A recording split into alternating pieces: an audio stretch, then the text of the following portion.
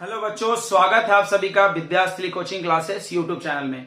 तो जैसा कि हम लोग पढ़ रहे थे मेटल्स एंड नॉन मेटल्स, और उसके हम ऑलरेडी 4 लेक्चर्स अपलोड कर चुके हैं। अगर आपने चारों लेक्चर नहीं देखा है तो आप डिस्क्रिप्शन बॉक्स में चेक करिए लिंक के लिए, या फिर आप यूट्यूब में टाइप करें metals and non metals by Vikas sir VSCC, तभी आप ये लेक्चर देखने आए, तभी आपको पूरी समझ में आएगी। तो हम लोग बच्चों पढ़ रहे थे एक्सट्रैक्शन ऑफ मेटल्स, तो आज वही टॉपिक कंटिन्यू करेंगे जिसमें मेटलर्जी पढ़ना है। What is metallurgy? The processes which are required to convert ore into metal। आपको बताया गया होगा कि जमीन से खोद के मिनरल आता है, मिनरल में से हम ओर सेलेक्ट करते हैं और ओर से मेटल प्राप्त करने के प्रोसेस का नाम है मेटलर्जी। ये बहुत लंबा प्रोसेस होता है, बहुत सारे स्टेप्स होते हैं इसमें। तो ओर टू मेटल कन्वर्ट करने के प्रोसेस का नाम है मेटलर्जी। इस काम को करने के लिए बच्चों 3 स्टेप्स होते हैं। सबसे पहला स्टेप है concentration of ore. Concentration of ore क्या होता है? तो इसमें जो जमीन से ओर आता है उसके अंदर जो सॉलिड इंप्यूरिटीज जो होते हैं, जैसे कि सैंड और सॉइल, इनको रिमूव कर दिया जाता है। और सैंड और सॉइल को रिमूव करके ओर को कंसंट्रेटेड बनाया जाता है, मतलब उसमें से सारी इंप्यूरिटी को हटा दिया जाता है। सैंड और सॉइल का एक नाम है बच्चों गैंग, GANGUE। गैंग्यू पढ़े या गैंग पढ़े। What is gangue? The solid impurities present in ore is called gangue. Example sand and soil. Next step है conversion of ore into metal. ये ओर से मेटल को हम कन्वर्ट करेंगे, इसमें बहुत सारे रिएक्शन आते हैं। और अगला प्रोसेस है रिफाइनिंग और प्यूरिफिकेशन। इसमें क्या करते हैं, जो मेटल मिलता है यहां के बाद वो पूरा प्योर नहीं होता, उसको हाईली प्योर बनाने के लिए इलेक्ट्रिसिटी का इस्तेमाल करते हैं। तो 3 स्टेप्स को देखने से पहले आपको समझना होगा कि ये पूरे मेटल के रिएक्टिविटी सीरीज है जो आपको 10th में पढ़ाया जाता है। याद करने का ट्रिक आपको पता होगा, केदारनाथ का माली आलू जड़ा फीके से पकाता है, क्यों है आगे और नहीं पता। ये ट्रिक है। इसको हमने 3 कैटेगरी में डिवाइड किया है। Category 1 is for high reactive, category 2 is for medium reactive या moderate reactive, and category 3 is for low reactive, and last is the least reactive. जो हाई रिएक्टिव मेटल्स होते हैं बच्चों, उनको निकालने के लिए उनके ओर का इलेक्ट्रोलिसिस किया जाता है, यहां लिखा हुआ है। और जो मीडियम रिएक्टिव मेटल्स होते हैं उनको क्या किया जाता है, उनके ऑक्साइड का रिडक्शन कराया जाता है कार्बन से या एल्यूमिनियम से। और जो लो रिएक्टिव मेटल होते हैं वो सिर्फ और सिर्फ हीट करके रिड्यूस कर लिए जाते हैं, उससे मेटल निकाला जा सकता है। और silver, gold, platinum native state में पाया जाता है। नेटिव मतलब प्योर फॉर्म में, जमीन से डायरेक्ट गोल्ड मिल जाएगा, बिकॉज वो बहुत ज्यादा लेस रिएक्टिव है, वो किसी से रिएक्शन नहीं करता है। तो अब हम लोग एक एक करके सबके एक्सट्रैक्शन को समझते हैं। तो पहले हम लोग समझते हैं extraction of high reactive metal. तो हाई रिएक्टिव मेटल में पोटेशियम, सोडियम, कैल्शियम, मैग्नीशियम और एल्यूमिनियम आता है। इनमें से जो पहले 4 मेटल हैं वो क्लोराइड के फॉर्म में पाए जाते हैं, ठीक है। और जो एल्यूमिनियम है वो सिर्फ ऑक्साइड के रूप में मिलता है।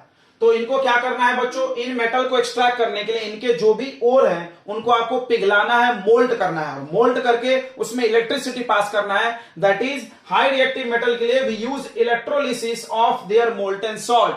आप ऐसा लिखेंगे, हाई रिएक्टिव मेटल को हम लोग इलेक्ट्रोलिसिस करेंगे, उसके सॉल्ट को पिघला करके, पानी में नहीं घोलना है, सिर्फ पिघलाना है उसको और उसका इलेक्ट्रोलिसिस करना है। कैसे इलेक्ट्रोलिसिस करेंगे? एक कंटेनर ले लेंगे, उसमें 2 रॉड डालेंगे। ये दोनों रॉड ग्रेफाइट के या कार्बन के बने होने चाहिए। ग्रेफाइट इज गुड कंडक्टर, आप जानते होंगे। और उसके बाद इसमें मोल्टन हमने सॉल्ट को डाल देंगे। मान लो हमने मोल्टन NaCl ले लिया सोडियम के एक्सट्रैक्शन के लिए।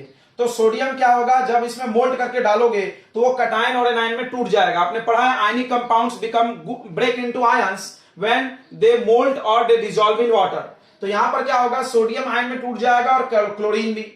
तो सोडियम प्लस चार्ज है तो माइनस रॉड की तरफ मूव कर जाएगा, और क्लोरीन माइनस है तो प्लस रॉड की तरफ चला जाएगा। यहां पर हमने रिएक्शन लिखा है कि एनोड पर जाके क्या होगा, एनोड प्लस चार्ज रॉड है, इसमें Na प्लस है, इसको इलेक्ट्रॉन मिल जाएगा जाके, तो Na प्लस और ये माइनस मिलके Na बन जाएगा। और कैथोड पर Cl माइनस है, वो हाफ क्लोरीन बनेगा, बिकॉज आप Cl को ओनली Cl नहीं लिख सकते, वो गैस है, Cl2 लिखना पड़ेगा, और एक इलेक्ट्रॉन रिलीज हो जाएगा। ओवरऑल रिएक्शन यहां लिखा है कि आपने NaCl लिया, उसको मोल्ट किए और उसमें इलेक्ट्रिसिटी पास किया, तो वो ब्रेक होकर के बन गया सोडियम प्लस क्लोरीन गैस। तो इस तरह से आप इलेक्ट्रोलिसिस करके पोटेशियम, कैल्शियम, मैग्नीशियम और एल्यूमिनियम को भी निकाल सकते हो। एक क्वेश्चन यहां पूछा जाता है कि आप क्यों नहीं एल्यूमिनियम ऑक्साइड को, देखो एल्यूमिनियम ऑक्साइड के फॉर्म में है, तो क्या हम इसका रिडक्शन कर सकते हैं कार्बन से?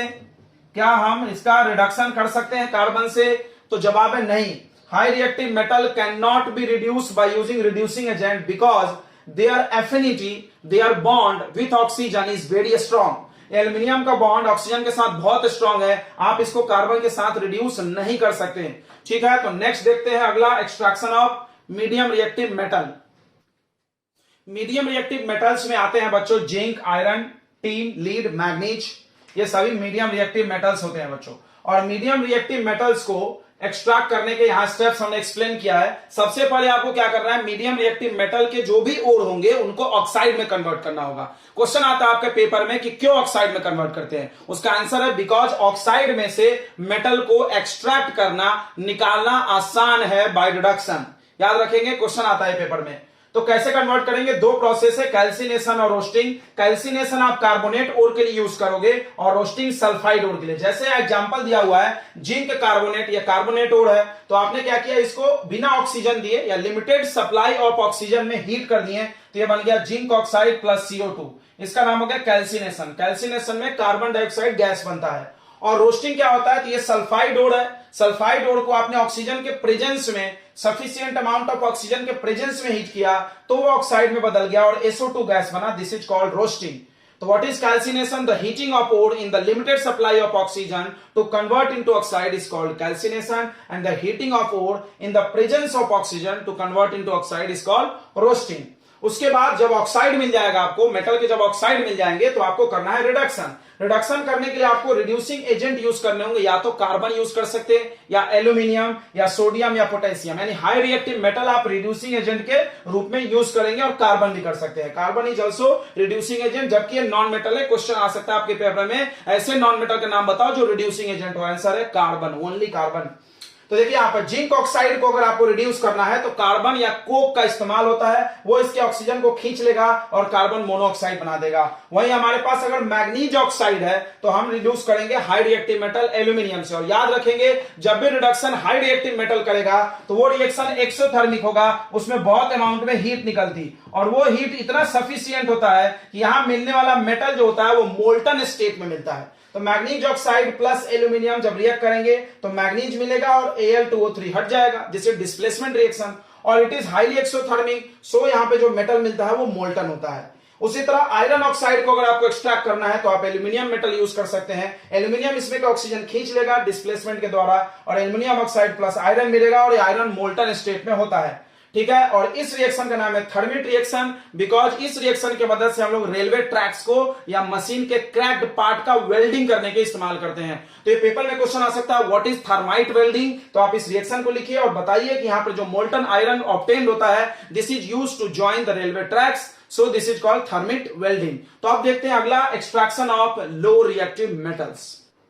तो लो रिएक्टिव मेटल्स में आते हैं बच्चों कॉपर, मर्क्यूरी, सिल्वर, गोल्ड और प्लेटिनम तो फ्री स्टेट में मिल जाते हैं। तो इनके लिए हम लोग क्या करेंगे, इसमें भी पहला स्टेप लास्ट जैसा है, कॉमन है, इनको भी आपको ऑक्साइड में कन्वर्ट करना होगा। तो जनरली ये जो लो रिएक्टिव मेटल होते हैं वो सल्फाइड के फॉर्म में दिखते हैं, जैसे कि देखिए यहां पर HgS दिख रहा है, सल्फाइड है, मर्क्यूरी भी, और कॉपर भी सल्फाइड के फॉर्म में मिला है। तो सल्फाइड को आपको ऑक्साइड में बनाने के लिए यूज करना होगा प्रोसेस जिसका नाम है कैल्सिनेशन। आपको बताया गया था अभी थोड़ी देर पहले, calcination. What is calcination, the heating of ore, sorry roasting होगा, रोस्टिंग यूज करेंगे। What is roasting, the heating of ore in the presence of oxygen to convert into oxide is called roasting.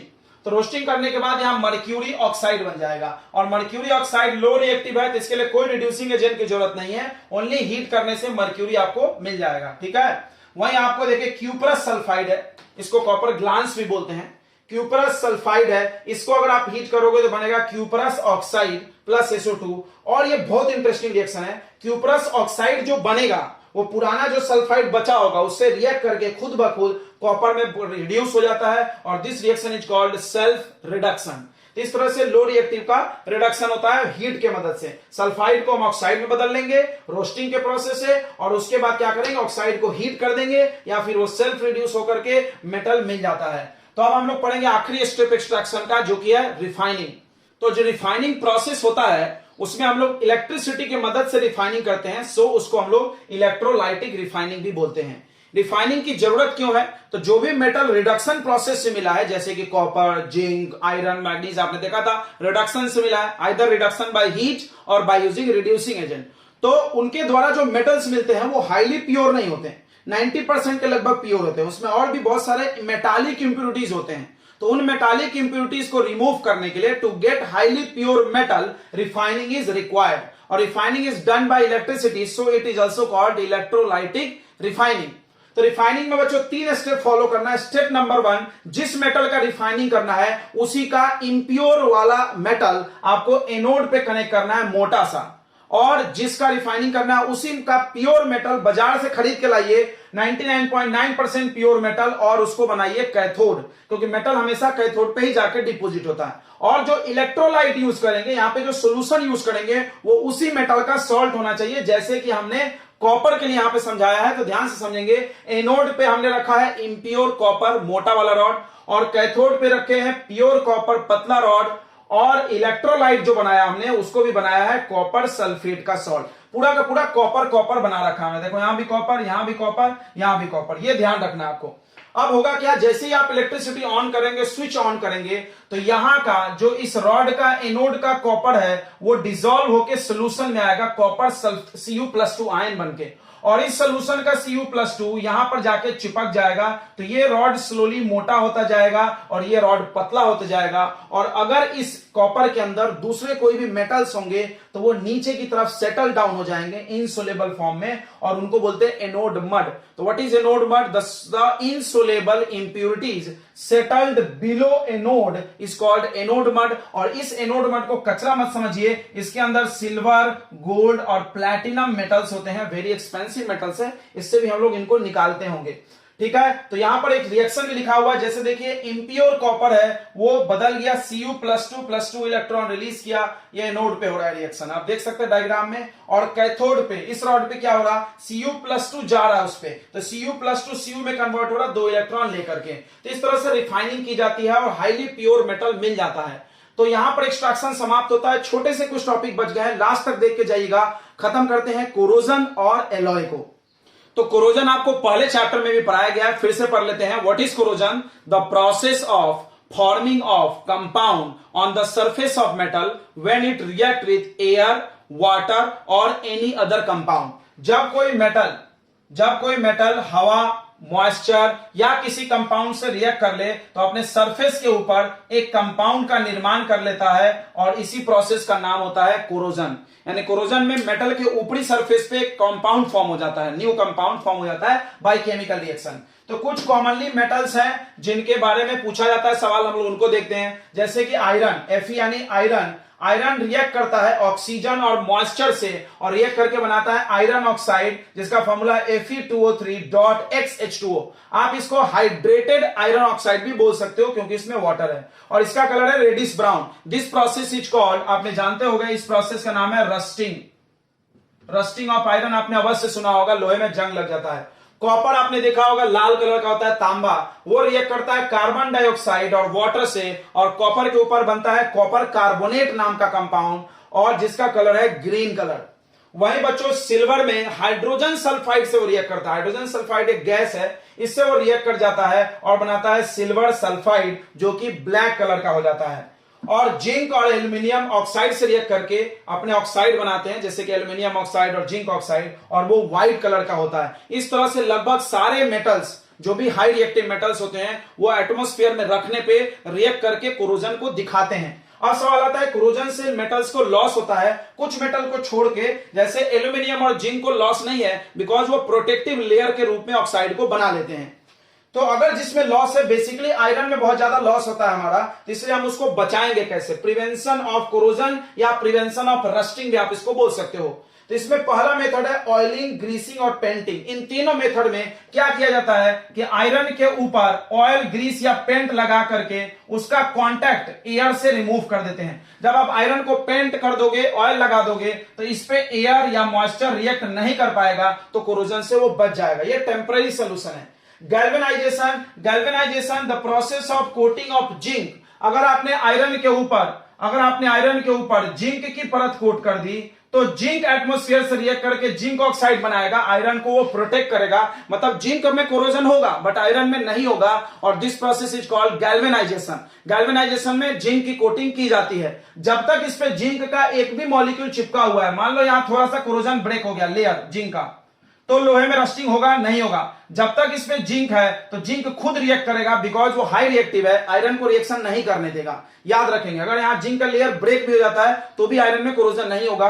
तो अगला method galvanisation था। Next है anti rusting solution. आप metal के ऊपर anti rusting solution लगा सकते हो जो उसको रस्ट से प्रिवेंट कर देगा। अगला है इलेक्ट्रोप्लेटिंग। इलेक्ट्रो मतलब इलेक्ट्रिसिटी, प्लेटिंग मतलब कोटिंग। इलेक्ट्रिसिटी पास करके आयरन के ऊपर आप क्रोमियम या निकल का लेयर कोट कर सकते हो, बिल्कुल ऐसा ही। उससे क्या होगा, क्रोमियम और निकल में कोरोजन नहीं होता है तो वह आयरन को प्रोटेक्ट कर देगा। इस प्रोसेस में हम इलेक्ट्रिसिटी का इस्तेमाल कर रहे हैं, सो it is also called electroplating. Next process is alloying. Alloy बना करके आप उसको प्रोटेक्ट कर सकते हो। अभी हम लोग एलॉय के बारे में समझ लेते हैं। The homogeneous mixture of two or more metals or metal with non metal is called alloy. यह एलॉय का डेफिनेशन है, ठीक है। अब यहाँ पे कुछ कॉमन एलॉय हम लोग को पढ़ने हैं और उनके कंपोजिशन भी हमने लिख दिया है। पहला है ब्रास। ब्रास बनता है कॉपर प्लस जिंक से, और इसका इस्तेमाल क्यों होता है, because it is stronger than pure metal. Pure metal से वो मजबूत होता है, ठीक है। और ब्रोंज। ब्रोंज बनता है कॉपर प्लस टीन से, और ये होता है कोरोजन फ्री, इसमें कोरोजन नहीं होता है। सोल्डर आपने सुना होगा, वायर जोड़ने के लिए करते हैं इसका इस्तेमाल। टीन प्लस लीड, इसकी मेल्टिंग पॉइंट प्योर मेटल से कम होती है, मतलब टीन और लीड से कम होगी। स्टील जो है उसकी कंडक्टिविटी प्योर मेटल से कम होती है। और दूसरा एलॉय है amalgam. Amalgam is alloy of mercury with other metal. याद रखेंगे, आ सकता है पेपर में, what is amalgam, alloy of mercury with other metal. और नेक्स्ट है बच्चों गोल्ड। गोल्ड का भी एलॉय बनाया जाता है। प्योर गोल्ड 24 कैरेट का होता है, 24 कैरेट का। तो लेकिन वो यूज नहीं होता है ज्वेलरी बनाने में, बिकॉज वो बहुत सॉफ्ट होता है, वो टूट जाएगा आसानी से। इसीलिए 22 कैरेट गोल्ड यूज होता है, जिसमें 22 कैरेट गोल्ड होगा और 2 कैरेट अदर मेटल को मिलाते हैं हार्डनेस के लिए, दैट इज सिल्वर और कॉपर को मिक्स किया जाता है। ये जो हमने ब्लू पेन से लिखे हैं ये प्रॉपर्टीज ऑफ एलॉय भी है, जो आपके पेपर में आ सकता है कि एलॉय की प्रॉपर्टी बताइए। तो यहां पर 2 प्रॉपर्टी बहुत इंपॉर्टेंट है कि एलॉय का मेल्टिंग पॉइंट प्योर मेटल से कम होता है और उसकी कंडक्टिविटी भी कम होती है। तो यहां पर बच्चों ये चैप्टर होता है समाप्त। मिलते हैं अगले चैप्टर में, अगले वीडियो में, तब तक के लिए गुड लक।